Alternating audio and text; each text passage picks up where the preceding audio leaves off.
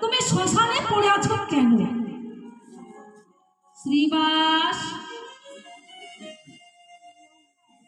আমি শ্মশানে পড়ে আছি কেন জানো? আমার মা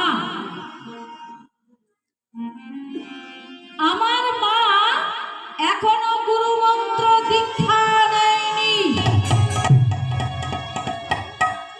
তাই আমি স্তনপান করব না বলে আমি জন্মে অচৈতন্য হয়েছিলাম। যাও যাও শ্রীবাস, তুমি আমার মাকে দীক্ষা দিয়েছো। হে ঠাকুর,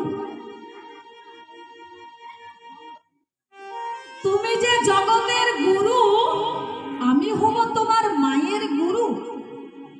না না না না, সে মন্ত্র তো আমার জানা নেই। শোনো শ্রীবাস, আমি তোমাকে লিখে দিচ্ছি, তুমি আমার মাকে দিয়েছো। ভক্তমণ্ডলী, ভক্তিমতী মায়েরা, যদি আপনারা গুরুকরণ না করেছেন, দীক্ষা যদি না নিয়েছেন, তাহলে গুরুদেবের কাছে দীক্ষা নিয়ে নেবেন। কারণ এই যে আমরা মানব জন্ম পেয়েছি, মাগো, এই যে আমরা মানব জন্ম পেয়েছি, বিষ্ণু পুরাণে বলেছেন, কি বলেছেন না, 84 লক্ষ জনিত ভ্রমণ করে আমাদের এই মানব জন্ম আমরা পেয়েছি।